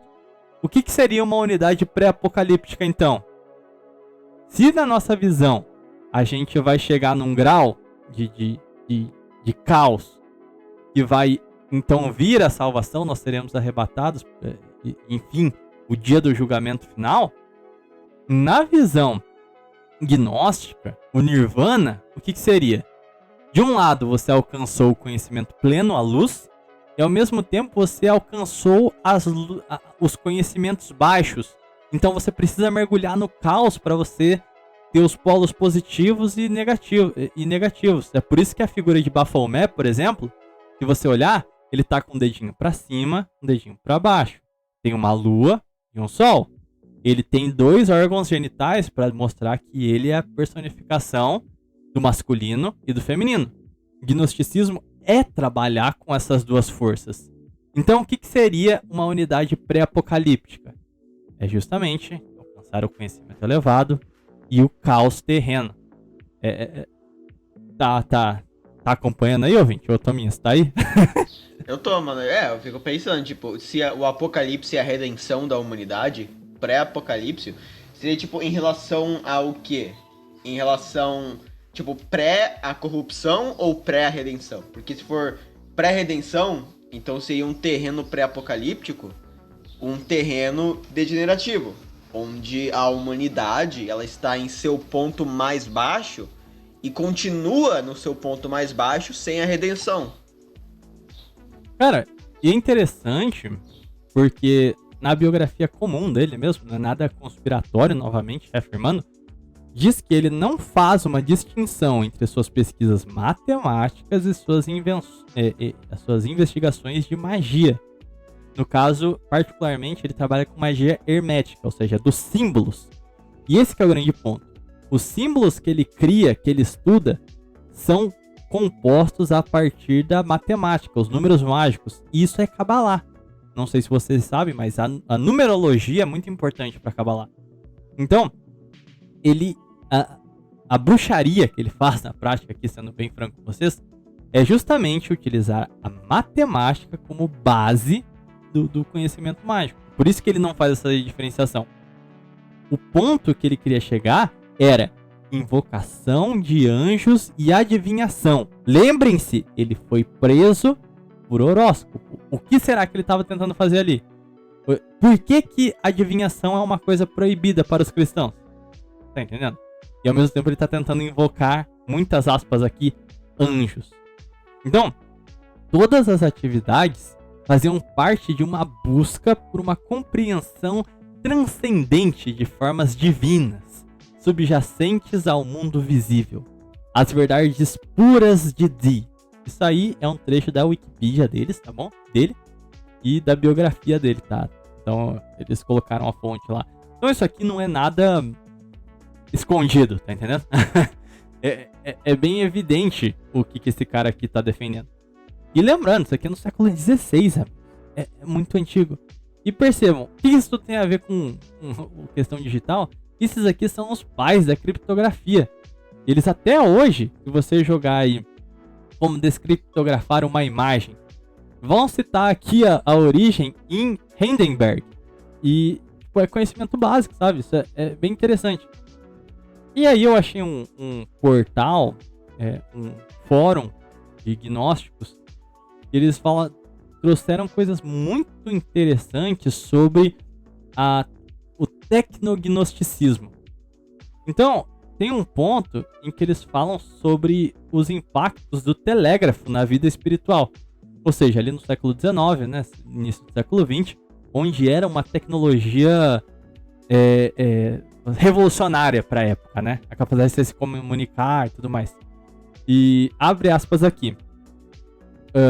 O espiritismo americano apresentou uma interseção inicial e mais explícita de tecnologia e espiritualidade, de mídia e médiums, perdurando muito além de um momento fugaz de superstição ingênua no alvorecer da era da informação. A inter-relação histórica dessas visões concorrentes de canalização telegráfica continua a informar muitos relatos especulativos de mídia e eventos de consciência hoje. Isso aqui, cara, é engraçado porque chega no Brasil, né? Então eles acreditavam que a partir do telégrafo a gente tinha desenvolvido uma tecnologia para conversar com os mortos. O Chico Xavier, o que ele fazia aqui no Brasil? Tá entendendo? Famoso Chico Buarque, mano. Pô. Mas é bem interessante como aqui a gente já entra justamente num povo anglo-saxão, fique claro, que tem já esses pontos da matemática como uma tradução, um alcançar de uma nova dimensão espiritual, e o espiritismo se fundamenta, tá? Isso é a descrição do espiritismo, como uma religião científica. E, assim, se o esoterismo declarava claramente que eles queriam conversar com anjos, os espíritas falam abertamente de falar com os mortos. E o que você acha, ouvinte? O que acontece quando você tenta se comunicar com um morto? Será que você está falando mesmo com a sua bisavó? Ou será que você começa a fazer rituais e invoca um demônio que, porventura, pode, né, se travestir de sua avó para ter contato com você? Então, eles estavam... Travestir, cara, eu vou usar esse termo muito, cara, depois disso. Pô, pra mim, espiritismo é um baita paganismo moderno. Talvez seja a expressão maior do paganismo moderno. E olha que aqui no Brasil não faltam espíritas, hein? Então... E graças ao Bolsonaro a gente tem o dia do espírita agora. Pô, cara. Mas, mano, eu sempre fiquei com receio desses espíritas, cara. Por quê? Mano, mas eles são o quê, tá ligado? Tipo, eles são uma religião? Assim, porque a gente sabe as práticas deles, tá ligado? Mas eu nunca imaginei, tipo... É possível você ser, tipo... um espírita muçulmano, um espírita cristão, ou tipo, eles têm tipo meio que o próprio culto deles, a própria ideia de Deus deles, tá ligado? O espiritismo, ele se atribui como uma vertente cristã. Então, eles, daquela forma muito bonita, né, acreditam em Cristo. Só que, isso é muito engraçado, porque é aquilo de pincelar o que importa. Então não existe eles até debocham, tipo, você acha que eu acredito em um Deus, daquele jeito, com a barba grande, sentado no trono lá no céu, não sei o quê. Só que, tipo assim, como que você acredita em Cristo se você não parte do pressuposto que o ser humano foi criado à imagem e semelhança de Deus? Tá entendendo? Sim. Mano, eu vou dar uma de protestante agora e falar o seguinte, cadê a base bíblica dessa porra, mano? Os caras falam com um morto e fica se chamando de cristão, velho. É literalmente armadilha isso daí, velho. O cara, tipo, eles ficam aí cultuando o morto, tá ligado? Tipo, falando com o morto, fazendo um ritual, tabuleiro Ouija. E eles ainda, tipo, conseguem se passar como uma vertente do cristianismo, tá ligado? Que nem o mormonismo. Que o mormonismo é uma fanfic de alienígena. E o espiritismo nasce do mormonismo, tá? Fique claro. Mas... Nasce do mormonismo? Sim. De que maneira? Mesmo berço. A expansão dos Mormons... Quer dizer, é que eu não sei exatamente qual que veio primeiro. Mas a base espiritual de ambos são basicamente a mesma, sabe? É esoterismo, de claramente de sociedades secretas que tinham esse fim de estudar a antiguidade. Por exemplo, os Rosa Cruz nascem dentro da igreja com o objetivo de estudar o paganismo antigo. Só que eles passam a acreditar em hermetismo. Tá ligado? E aí eles caem em apostasia, por razões óbvias, e eles começam a pregar todo aquele esoterismo. Os Mormons são exatamente a mesma coisa. Só que o que acontece? Esses hermetismos, essa gnose, ela acredita num todo. Então elas não criam uma polarização com o cristianismo. Não, eles dizem que o cristianismo faz parte dessas tradições espirituais. Perennialismo, entendeu? Então é por isso que eles têm tanta capacidade de falar, não, a gente é cristão, a gente acredita em Cristo também, mas olha aqui, por que a gente não concilia Cristo com todo o resto? E é por isso que essas religiões só proliferam quando você já tem um ambiente relativista. Tipo assim, eu acredito numa força maior, Cristo é legal, mas o fã-clube estraga, tá ligado? Esse tipo de coisa. Daí o cara não tem uma base, não tem uma formação religiosa, daí ele ia falar assim, é que eu não tenho preconceitos, por que eu não posso conciliar? Entendeu? Você pode ver que o espiritismo vem num período já de desgaste da igreja no Brasil, particularmente. O protestantismo já estava crescendo, e ela vem querendo retirar aquelas características dogmáticas do protestantismo, né? Então ela quer ser a religião aberta, a religião sem preconceitos. Então, cara, puta armadilha, cara. Gente desconstruída é literalmente um passinho pra pular no colo do capeta, cara. Eu fico pensando, tipo, o que é, tipo, pior que o carro que tá passando aqui na minha frente, mano? Não, mas eu fico pensando, o que é, tipo, pior pra alma, tá ligado? Tipo, você ser ateu ou você ser, tipo, esses pagão aí, tá ligado? Tipo, o que é mais fácil de te levar pras trevas, digamos assim, tá ligado? Cara, eu não sei se tem um ponto. Uma hierarquia da degeneração? É porque assim, você desacreditar Deus já é bastante ofensivo. Mas, a opinião leiga minha aqui, tá? Não tem fundamento nenhum. Mas você se aproximar propositalmente de seres sutis, adorar outros deuses que desembocam em, né, certas coisas aí. O episódio do cubo já diz tudo. Me parece ser pior, sabe? Porque você não tá só se eximindo. Você tá se comunicando. Você tá se aproximando daquilo lá, tá ligado? Então Tipo, eu acho pior que o ateísmo também, cara. Porque o ateu, muitas vezes, ele é ateu por ser leigo, tá ligado? Ele é ateu porque ele nunca pesquisou nada, assim, de teologia, não sabe nada, assim, de Tomás de Aquino. Ou então é só, tipo, revoltadinho, tá ligado? Eu falo isso porque eu era ateu, entende? E depois que eu fui expulso a, tipo, teologia, a Tomás de Aquino, eu me converti, tá ligado? Mas daí, tipo, cara, pra você ser, tipo, pagão, pra você ser essa galera espírita ou até satanista, tá ligado?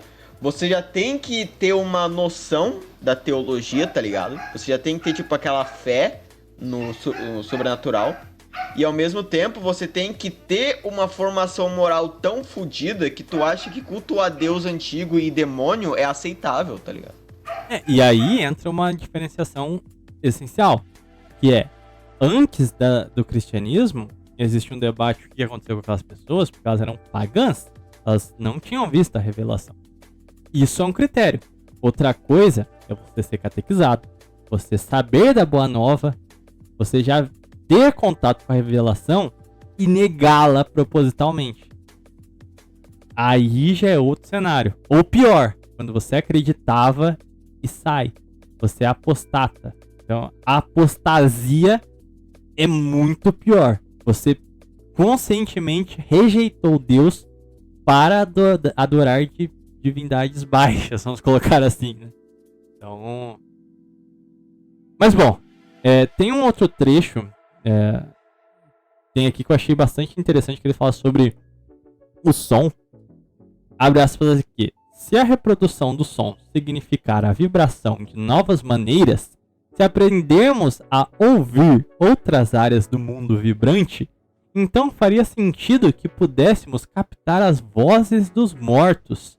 Nessa formulação, o meio é a metafísica, a metaforização do corpo humano, mente e alma, segue o meio atualmente em voga. Novamente, isso aqui se referindo ao espiritismo americano com a difusão dos rádios. Então assim, vocês estão conseguindo visualizar como esse esoterismo científico vai se formando? Primeiro, utilização da matemática com a hermética. Depois, o telégrafo. Depois, o rádio. E sempre bebendo daquela fonte do emanacionismo, da onda, da vibração. E a forma de você conseguir ter acesso a novas dimensões através da técnica da gnose, do conhecimento, sacou? E cara, nisso eu achei umas citações nesse site de alguns nomes que podem ser bastante interessantes. Tem um cara que chama Ray Kurzweil. Eu não sei se é assim que pronuncia, então pra quem quiser procurar, Ray, R-A-Y, Kurzweil. Não sei como é que pronuncia. É K-U-R-Z-W-E-Y-L. Ele é alemão? Calma aí, eu vou dar. A gente vai chegar. Não. Eu me arrependo de ter perguntado, velho, desculpa. Ele nasceu nos Estados Unidos, cresceu no Queens, só que os seus pais vão ser villagers imigrados da Áustria. Então provavelmente, né, vem de origem... Os pais deles habitavam a região. Agora, eles eram muito forte essa palavra, né? O grande ponto é que o Ray, desde pequeno, ele demonstrava interesse na área de computação. O pai dele olhava pra ele e falava: "E aí, filhão, só nos computers?" E os pais deles eram artistas, eram compositores, cantores. E ele tinha um dinheiro, ele tinha acesso a computadores, e ele desenvolveu um programa de mixagem quando ele era criança. E ele ficava fazendo remix das músicas da época. Isso foi década de 60, indo pra 70, ou seja, porra, uma coisa muito absurda se você parar pra pensar na época, né? O moleque ter acesso à tecnologia e, porra, desenvolver programas, cara, é um negócio bem... Tanto é que ele era, de fato, um gênio, que ele entra no MIT. Então, ele não era qualquer coisa, tá entendendo? Eu me pergunto qual que eram os contatos dos pais dele, né? Porque, porra, eram artistas e conseguem levar o moleque pra escola de elite americana, cara. Estranho. O ponto é que lá, ele vai desenvolver softwares de leitura de textos.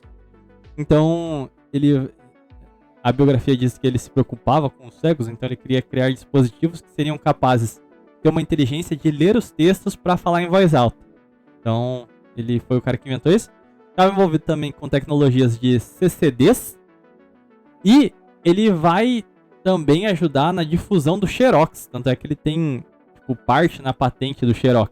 Então, o cara desenvolveu tecnologias muito essenciais para os dias de hoje, né? E ele também vai trabalhar nas tecnologias de digitalização. Sim, um scanner aí da sua impressora. Agradeço ao Sr. Ray aqui. O que acontece é que a partir da década de 80, ele vai se voltar ao mercado musical. Já estava podre de rico, né? E ele vai desenvolver os primeiros programas que copiam com perfeição som de instrumentos musicais. Sabe, esses tecladinhos digitais e coisas do gênero? Então foram softwares que ele foi o primeiro cara a desenvolver isso. E nas décadas seguintes, ele vai inventar o OK Google. Ele vai desenvolver as tecnologias de reconhecimento de fala. Esse cara aqui foi genial. Vamos colocar assim, ele era um prodígio. O que eu acho interessante é que todos esses portais, fóruns, etc., de tecnognosticismo, pegam falas deles, em entrevistas e livros deles, e ele fala coisas muito estranhas. Tem uma fala dele aqui que eu lerei para vossas senhorias. Ele diz o seguinte: uma pergunta relacionada é: a morte é desejável? Grande parte do nosso esforço é para evitá-la. Fazemos esforços extraordinários para atrasá-la. E de fato, muitas vezes consideramos sua chegada um evento trágico. No entanto, podemos achar difícil viver sem ela. Consideramos a morte como dando sentido às nossas vidas, dá importância e valor ao tempo. O tempo poderia se tornar sem sentido se houvesse muito dele. Mas considera a libertação da mente humana de suas severas limitações físicas do corpo e duração como o próximo passo necessário na evolução. A evolução, ao meu ver, representa o propósito de vida. Ou seja, o propósito da vida e de nossas vidas é evoluir. Assim, a evolução caminha inexoravelmente em direção à nossa concepção de Deus, embora nunca chegue a esse ideal. Assim, a libertação do nosso pensamento das severas limitações de nossa forma biológica pode ser considerada uma busca espiritual essencial. Fecha aspas. Meu amigo, você entendeu o que ele falou também? Cara, mais ou menos. Mais ou menos, cara. Pô. Ele tá falando aqui que a gente precisa evoluir, a vida só tem sentido pra evoluir, e a evolução é se tornar o que nós entendemos por Deus. E o próximo passo da evolução é acabar com o tempo, com Cronos. Se livrar da matéria, conseguir ter uma nova base espiritual sem corpo, transferir a nossa mente para meios artificiais. Mano, a gente começou esse episódio falando de Digimon, cara. De Digimon já entra. Mano, todo episódio assim, cara. A gente começa uma coisa assim totalmente normal, daí termina falando de gnose, cara. Muito bom. Mas eis o ponto, isso aqui é Digimon. Metaverso, meus amigos. Saia da vida real, saia daquilo que te aprisiona. Aqui, ó, as severas limitações de nossa forma biológica e entre para o meta. É isso que ele tá falando aqui, tá ligado? E é interessante que esses gnósticos, eles têm uma outra base que, cara, se a origem das sociedades secretas como Rosa Cruz, maçonaria, etc., já era uma bagunça de influências, desde paganismo egípcio, germânico, esse estudo das sociedades antigas, da espiritualidade da antiguidade, esoterismo, hermetismo, etc., já faziam uma grande mistura com o perennialismo. Esses caras da tecnognose, eles vão acreditar, vão se dizer manipuladores de uma parada chamada Chaos Magic, magia do caos. Isso aqui, cara, eu achei muito parecido com um fenômeno social que nós temos hoje nas novas gerações. Minotomias, vou pedir sua atenção para que você ouça e comece a atrelar essas coisas com jovens, tá bom? Então, a definição é uma série de rituais ocultistas modernos que baseia-se na rejeição da existência da verdade absoluta e vê todos os sistemas ocultos como sistemas de símbolos arbitrários que só são eficazes por causa da crença do praticante, sendo tido como uma fase da pós-modernidade, por ao mesmo passo rejeitar os dogmas de outras correntes esotéricas, mesclar diversas simbologias e ritos como meio de alcançar a espiritualidade. Ou seja, nada disso funciona, foda-se, não existe verdade, não existe jeito certo. Vamos misturar tudo aqui, todos os cultos, todos os negócios e vai dar certo. Cara, isso não só me lembra, tipo, a questão assim modernista de relativismo, tá ligado? Mas também me lembra de certa maneira o perennialismo, por causa dessa ideia de juntar crenças, tá ligado? Mano, meu Deus do céu. E fora isso também, agora saindo do âmbito espiritual, se a gente olha, por exemplo, pra sei lá, uma e-girl, vamos pegar aí, tipo, ela assiste animes, ouve trap, tipo, hard rock, só que daí funk, dependendo até sertanejo, e aí ela gosta de séries da Netflix e tipo assim, é uma salada mista de coisas e ela não sabe nada a fundo, sabe? Tipo, ela gosta da superficialidade de tudo e gostar de tudo. Então, eu acho que isso diz muito sobre o nosso comportamento social no geral. A coisa que eu mais vejo hoje, sei lá, o cara é heterotop com camiseta do Naruto, tá ligado? Tá ligado. Eu acho que a gente tá caminhando para a Chaos Society, a magia do caos aplicada na sociedade, sei lá. Mas, mais sobre a magia do caos, é que o pai fundador dela é um cara chamado Augustin Osman Spare, que apesar de não ter, vamos dizer assim, cunhado propriamente, então, ó, criei aqui a magia do caos. Ele não fez isso por querer, mas ele é tido pelos seguidores da magia do caos que ele foi o cara que inventou isso. Ele viveu no começo do século XX e ele foi um seguidor da teosofia da Helena Blavatsky, muito comentado pelo Esboço de Insanidade, que foi uma corrente esotérica das mais bizonhas. E ele também vai ser um grande estudioso, é seu principal ponto, seu principal foco, sobre Aleister Crowley. Então, assim, ele vai só se juntar com coisas boas, né? Então ele vai criar magias pautadas em glifos, assim como o nosso outro amigo lá, o John Dee. Ele também é inglês, tá? Então, ele não só tem foco de estudo em Crowley, como provavelmente o Crowley se inspirou, provavelmente teve contato com as coisas que o John Dee escreveu, né? Então eu acho que deva ter, em alguma medida, uma certa conexão entre eles, porque não, uma tradição espiritual, quem sabe? Enfim. O grande ponto é que ele vai criar magias pautadas nos glifos que condensam letras do alfabeto em símbolos esquematizados de desejo, que deveriam ser integrados em práticas posturais. Ou seja, você vai fazer um ritual para um símbolo lá que condensa diversos números, letras e afins, e você tem que fazer esse culto fazendo tipo um yoga, tá ligado? Fazendo várias posturas, umas danças lentas, fazendo uns negócios meio esquisitos. Era uma forma de monogramas de pensamento para governar as energias.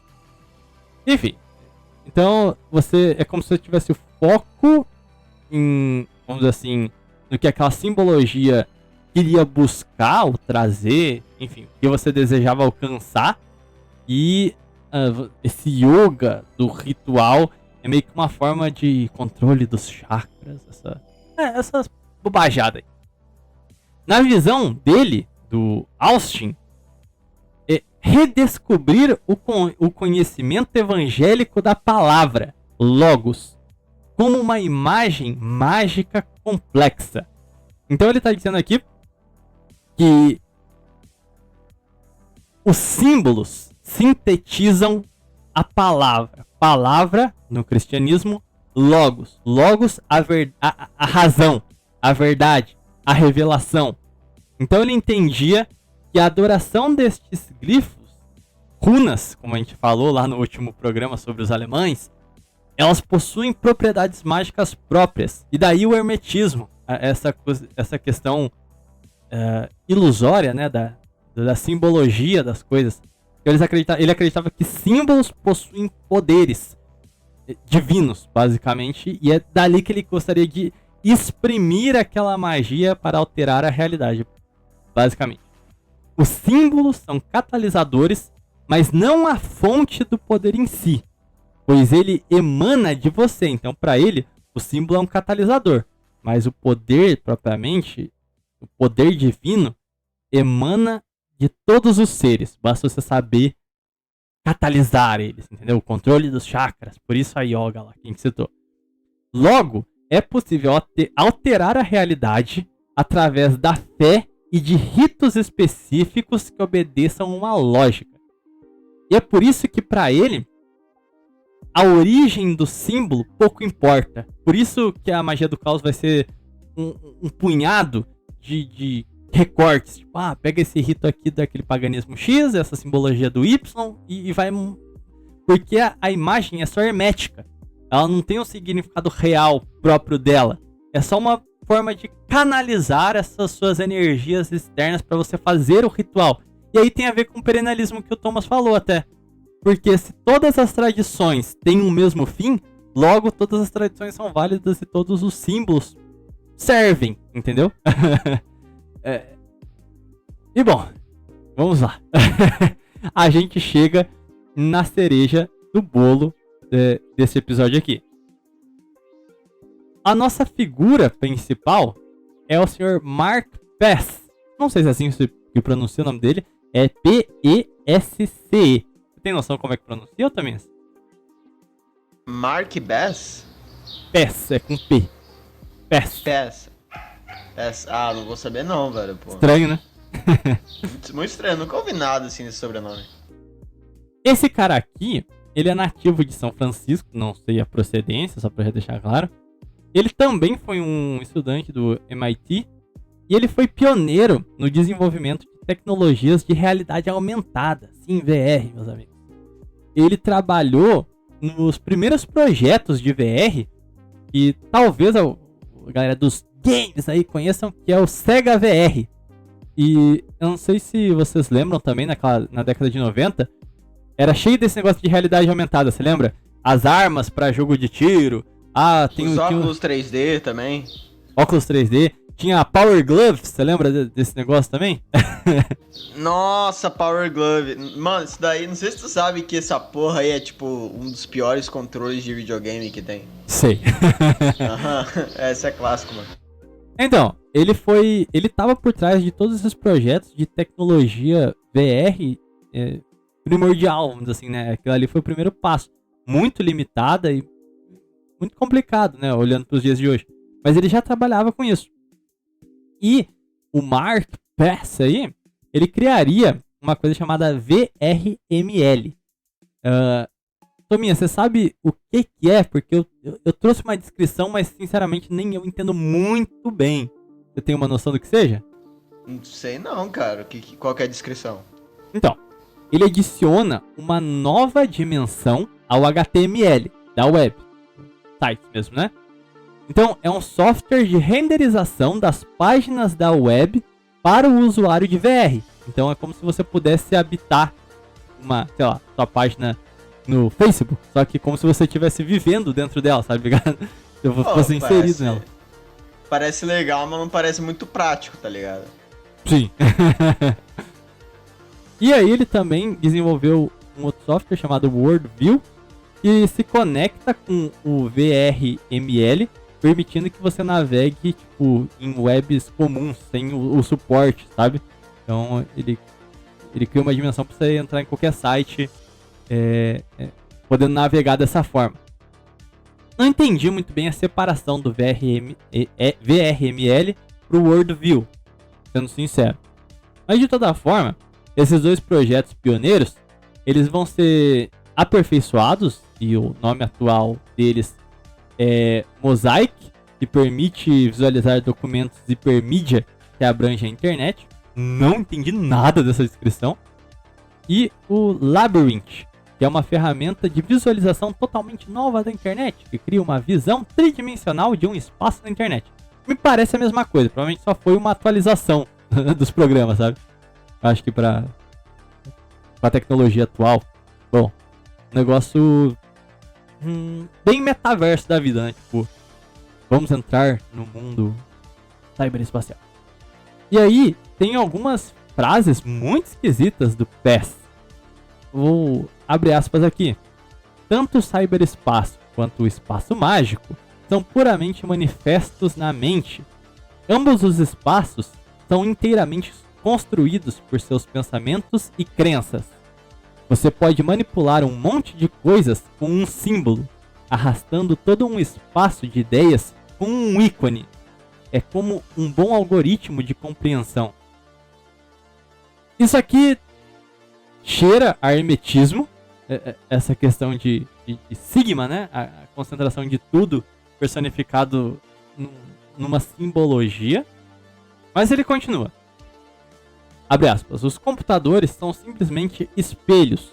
Não há nada neles que não tenhamos colocado lá. Se os computadores são vistos como maus e desumanizadores, então fizemos dessa forma.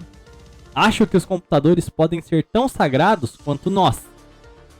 Sem o sagrado, não há diferenciação no espaço. Tudo é plano e cinza. Se estamos prestes a entrar no cyberespaço, a primeira coisa que devemos fazer é plantar o divino nele. Olha, meus amigos, parece até uma mensagem lusitana, né? Descobrimos um novo mundo, a primeira coisa que a gente vai fazer é converter todo mundo. Pô, parece algo até bom, né? Então, vamos levar a religião para o cyberespaço primeiro, gente. Mas tem uma coisa que o Mark Pass faz que é muito bizarro. Em 27 de outubro de 1994, no final do século XX ainda, ele organizou o primeiro ritual Cyber Samhain. Ou Samhain, não sei como é que fala isso aqui não. Esse evento foi realizado no Life on the Water em São Francisco, organizado pelo Mark Pass. E a proposta do evento era um ritual que reconhece e dá boas-vindas a Deus em seu reino do outro lado, dentro do cyberespaço. Em 94, os caras metendo web culto. Mas a gente fica hypando esse metaverso aí, mano. Mas, tipo assim, a gente fala desse metaverso assim como se fosse uma nova dimensão, não sei o que, tá ligado? Tipo, um novo plano da realidade. A gente vê, tipo, a Meta, por exemplo, Facebook, investiram, tipo, bilhões nessa coisa de metaverso aí, mano. E eles, tipo, não estão quase falindo, né? Porque é o Facebook, mas os caras perderam 70% do valor, tá ligado? Então, ao mesmo tempo que a gente vê o metaverso, assim, e essa ideia, assim, de mundo digital sendo tão, digamos, glorificada, assim, por essa galera aí do ocultismo, ao mesmo tempo a gente tá vendo, tipo, fracasso comercial, pelo menos, do metaverso, tá ligado? Por quanto tempo, hein, amigo? Eu acho que esse que é o perigo. A tecnologia, uma hora eu acho que vai, cara. Mas, tipo assim, é por causa que o metaverso, se der certo, tipo, o Meta, né, a empresa Meta, se der certo, mano, os caras, eles basicamente podem dominar o mundo, porque é uma empresa só com um monopólio daquilo que eles consideram ser, tipo, uma nova... realidade. Uma nova realidade, tá ligado? Mas, tipo assim, tem um fracasso enorme disso daí... Por causa que não é prático, tá ligado? Por que eu vou, tipo, entrar no meu metaverso e, tipo, fazer uma reunião digital com os meus colegas de trabalho, sendo que é mais fácil, tipo, mandar mensagem no WhatsApp ou fazer, tipo, uma chamada de Zoom, tá ligado? Eu acho que uma hora vai acontecer, cara. Eu acho que vai ser inevitável. Eu acho que, tipo assim, talvez no futuro, assim, tipo, os caras vão usar essa coisa, assim, de realidade virtual como uma forma de entretenimento. Mas eu não acho que vai ser, tipo, a proposta é muito chamativa. Ó, você não precisa resolver mais nada fora da sua casa. Fica só na sua casa. Porra! O Elias mesmo fez um podcast disso, acreditando que no futuro próximo a galera só vai se mover com aquelas motinhas de gordão, sabe? Que não consegue andar. Tô ligado, tipo do Wall-E. Tem no filme lá do Wall-E. Eu acho que nem vai chegar a isso, cara. Eu acho que é mais fácil criarem um meta e aí você nem precisa mais da motinha, tá ligado? A galera só vai ficar com o VR lá na carona e já era.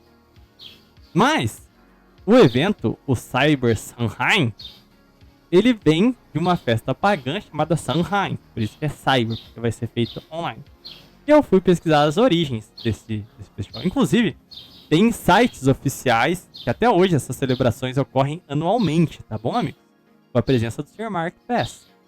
O grande ponto é que Samhain, na antiguidade, é o festival celta dos mortos, celebrando o fim das colheitas e a chegada do inverno. As pessoas celebravam a morte do sol, do deus solar masculino. Deus sai da roda do tempo e passa para as terras das sombras, o reino dos espíritos, onde as almas aguardam seu renascimento, representando o inverno, provavelmente nessas tradições antigas, né?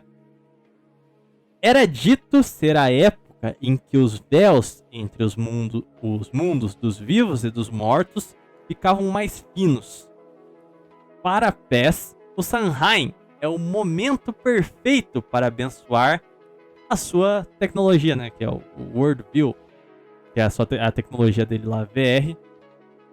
E ele acredita que o Cyber Samhain é, vamos dizer assim, como uma passagem entre o mundo da carne e a terra das sombras eletrônicas da internet. Então a gente vai dar tchau deus solar masculino aqui, o mundo físico, real, e a gente vai adentrar para as terras das sombras, que seriam o cyberespaço. No portal, ele diz, e tem até uma frase do PES também lá, o cyberespaço é a terra das sombras, da técnica humana. Aí tem a palavra dele. Ao final de nosso esforço, encontraremos o espelho imóvel e perfeito, no qual veremos apenas a nós mesmos. E aí volta aquele ponto, né? Ele falou que os computadores são espelhos. Então, eu acho que vai nesse sentido que ele diz que nós lá só veremos a nós mesmos. E o que isso quer dizer? Tendo por base os rituais deles, que a evolução é tornarmos deuses. Quando a gente dá boas-vindas a Deus no cyberespaço e a gente chegar lá e só tem um espelho de nós mesmos, o que isso significa? E aí eu prossigo com a citação dele. Ó, vou ler desde o começo. Ao final de nosso esforço encontraremos o espelho imóvel e perfeito, no qual veremos apenas a nós mesmos. Reconhecer o divino dentro de nós no cyberespaço. Usando essas ferramentas, estaremos lançando um círculo mágico cujo centro está em todos os lugares e um perímetro em nenhum. O ritual estará disponível através do mosaico e do World Wide Web, bem como uma visão baseada em labirinto do círculo mágico. Isso aqui eu acho que ele está explicando o que vai acontecer, essa parte final, mas eu acho interessante que ele literalmente fala, e assim... o Homo Deus, né? A teosofia também falava muito disso. Deuses seremos nós mesmos. A gente só precisa de tecnologia para acessar o conhecimento pleno e se livrar da prisão do demiurgo. Na verdade, se você se torna detentor de todo conhecimento, então, se Deus é conhecimento e você é detentor dele, você seria Deus? Eu acho que esse que é o raciocínio, tá ligado? Eu só acho maluco que o Mark Pass faz, tipo, web conferência todos os anos em São Francisco, fazendo um ritual de transição de era para a chegada à Terra cyberespacial, tá ligado? É uma gnose, sei lá, cara, é um satanismo, é uma invocação de seres para abençoar essas novas terras onde nós seremos deuses. Cara, só é maluco porque, tipo, tem por trás disso um monte de gente, tá ligado? Que desenvolveu tecnologia de reconhecimento por voz, de gente que desenvolveu VR. Tipo, não é uns esquizofrênicos igual o Digiclips, tá ligado? Era meia dúzia de maluco. Tipo, é um Digiclipse da elite. A gente pode colocar assim, né? Mano, eu fico me... cara, daí tipo, esses caras, pra eles... Eles criaram o VR, basicamente. Então, o que eles sabem que a gente não sabe? Entende? Isso que é um negócio que me assusta, tá ligado? Porque esses caras, como você disse, não são tipo uns malucos aleatórios. Os caras que criaram o bagulho, eles não criam aquilo ali só como uma visão, assim, de melhorar a qualidade de vida, de ter um produto legal, de servir a nação, ao povo, tá ligado? Não, eles veem aquilo como uma oportunidade de aprimorar o culto e se tornarem deuses, velho. É tipo, eles têm uma mentalidade completamente diferente de uma pessoa normal. E justamente essa galera que chega a uma posição de poder assim. É engraçado porque, assim, pra você ter uma mentalidade dessa, não vai surgir do nada. Aí você vai vendo as influências deles, vai pra magia do caos, e aí vai lá pro maluco que é tido como o fundador da magia do caos. E aí os temas que esse cara estuda tem tudo a ver com o Dee lá, o cara que era um esotérico matemático da Inglaterra no século XVI, que conseguiu descriptografar aquele primeiro livro que fala sobre, olha aí, o zap daquela época, tá ligado? O cara tá falando de como invocar demônio pra conversar à distância. Tipo, e fazer previsão, dedução, essas coisas do gênero. E todos eles utilizaram a matemática, tipo, numerologia mágica, sabe? E eu me pergunto, cara, Até onde isso é só maluquice, tá ligado? Até onde isso é só crença. Tipo, os caras irem tão longe, conseguirem desenvolver coisas tão grandes, será que eles realmente não estão conseguindo invocar seres ali, aí, na minha opinião, né, malignos, que realmente ajudam eles a entender parte da realidade mesmo, cara? Qual que é o passo desses caras? Eu não sei se você lembra, quando a gente gravou com Helios, eu tinha trago o cara que ganhou o Nobel de Física de 78, se eu não me engano, e o cara tava falando sobre teoria das cordas e a capacidade da gente, através da matemática e da física quântica, tipo, mudar a frequência das cordas para manipular a realidade do universo, tá ligado? E, novamente, matemática e espiritualidade. Pô, a gente já bateu isso várias vezes, mas cada vez fica mais evidente que, tipo, não tem uma separação da ciência para o ocultismo, pro espiritualismo aí. Pelo contrário, parece que a ciência foi milimetricamente parida desses conhecimentos, né?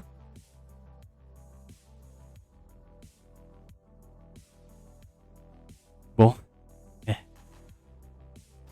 Mano, desculpa, eu tô sem comentário, velho, sei lá. Puta, sei lá, cara. O Digiclips talvez seja real, ouvinte, mas não, você não vai ter o seu Digimon. Provavelmente você só vai invocar uma sucubus, uma tupa, você vai viver com algum demônio no cyberespaço. E olha que olha só, a gente não planejou falar sobre isso ao longo da temporada. Mas o que tá na nossa introdução? Conspiracraft é o quê? A Terra cyberespacial, ouvintes. Estaremos eu e o Tominhas te levando pro inferno? Exatamente, cara, esse é o plano. Ô, mano, mas tipo assim, só fala... Mano, quando se trata assim de assunto de gnose e vilagerismo, cara, o Thiago não tem comparação, velho. Porque o maluco me pega o assunto lá do Digiclipse, transforma numa puta podcast sobre, tipo, mundo espacial e, tipo, os caras lá com sobrenome engraçado que estão, tipo, fazendo um culto. E, tipo, eu aqui, mano, quando eu vi essa porra aí do Digiclipse, a coisa que passou pela minha cabeça foi o Christian, velho. E o Christian, pra quem não sabe, ele tinha lá tem uma teoria de que existe... Mano, eu não sei se eu vou conseguir explicar pro ouvinte aqui, porque é um negócio, assim, muito... Pra você entender a teoria lá do multiverso do Christian, você tem que entender quem que é o Christian, tá ligado? Mas, basicamente, ele acredita que existem várias dimensões e que um dia essas dimensões vão se unirem e que daí a sua waifu vai virar real e que daí o Christian é, na verdade, um deus, tá ligado? Mas, mano, foi isso que passou pela minha cabeça e o Thiago já pensando em, tipo... Puta conspiração do caralho, mano. Eu não sei se isso é bom ou ruim, né? Porque só demonstra que eu tô cada vez mais biluteteia das ideias. Mas... Mano, eu acho que é, tipo, mais questão, assim, de, tipo... Tu passa, tipo, mais tempo do que devia procurando, tipo, essas coisas de gnose. Eu passo mais tempo do que eu devia pesquisando geopolítica de país aleatório, mano. E esgoto da DeepTube americana, né? Exatamente, mano. Se eu não me engano, a história do Christian, o Viriato gravou completamente sobre ele, eu acho. Talvez os ouvintes conheçam por causa disso. Mas a história dele é intancável, cara. Só tem história boa. Pô, a galera dele fazendo ele... Como é que a gente pode falar aqui? Se alimentar dos seus excrementos, talvez seja... Mano, eu não acho que dá problema falar no YouTube isso daí, velho. O cara bebeu o próprio mijo, bebeu o próprio gozo pra reciclar nas palavras dele, mano. E o cara, ele não só fez... Quando ele mija, como é que ele faz? Quando ele vai mijar ou, tipo, se masturbar, daí ele coloca... Ele enfia a parte reprodutor dele numa lata de Fanta. E daí ele bebeu aquilo lá em vídeo, cara. Puta que... Mano, o cara, ele é outra pessoa, mano. Ele é outra pessoa, velho. Ai, que doido, cara. Mas é isso, Mano, Tominhas. o Christian é muito bom, velho. Alguma última mensagem pro ouvinte? Última mensagem. Eu espero que os ouvintes aí tenham gostado aqui do Historinhas do Minecraft. Que daí o próximo episódio vai ser o próximo episódio, né? Vai. O famoso, vai ser o season finale do assassinato do Gugu. Tá? É o nosso projeto aqui, é a nossa obra-prima. Mentira, vai ser a pior coisa que a gente fez. Tá? A gente vai fazer uma live, no caso. A gente quer que vocês estejam lá com a gente. E é isso, mano. A gente vai finalmente matar esse meme aí do assassinato do Gugu. Isso. Lembrem-se de Vingadores Ultimato, o grande final do multiverso da Marvel. Então o final da temporada do multiverso do MVP vai acabar com o assassinato do Gugu especial. E quem sabe, né? Quem sabe? Imagina, tá lá, aí chega o Homero. O Homero vai ser o nosso Doutor Estranho, tá bom? Ele chega assim, abrindo o portal, aí sai de lá, beleza. Hernani Carreira, ok. Hélios, todo mundo tá esperando. Cena gostoso. Fala, opa, esse aí não participou de nenhum episódio. Legal. Honório, de volta no Estados do Minecraft. Nossa, o Honório ia ser bom, hein? O Honório é tipo o Hulk da Marvel, que tiveram que trocar o ator, tá ligado? No meio do... É. O Honório vai ser tipo o Homem-Aranha, vai ter o Thomas e o Honório, assim, tipo, o co-host do universo paralelo. Quem mais que a gente pode trazer? Não, mas aí entra o Homem das... ponto. Tipo, a galera vai estar lá, o Homero tá abrindo os portais. Fala, caralho, não acredito que esse cara tá... Aí imagina, sai o Viriato e o William. Tudo fala, caralho! Caralho! Não, o Viriato e o William, mano, não vamos nem montar hype nisso daí, velho. Que o Viriato, eu não sei se eu vou conseguir trazer ele, e o William deve estar morto, velho. Então, não sei. O William tá casadão. O William eu acho que é impossível conversar com ele. Mas o Viriato, se ele for voltar, acho que dá até pra se conversar assim, pra falar, meu Deus, voltou. Mas, porra, ia ser do caralho fazer isso aí. O assassinato do Gugu ocorreu por causa que o Gugu falou a favor do No Poop, e daí a Mossad acabou pegando ele. Ai, ouvintes. Fiquem no hype. Mas é isso aí. Vamos nessa também? Vamos. Então, até a semana que vem, ouvintes. Beijinho, cascudo em mim.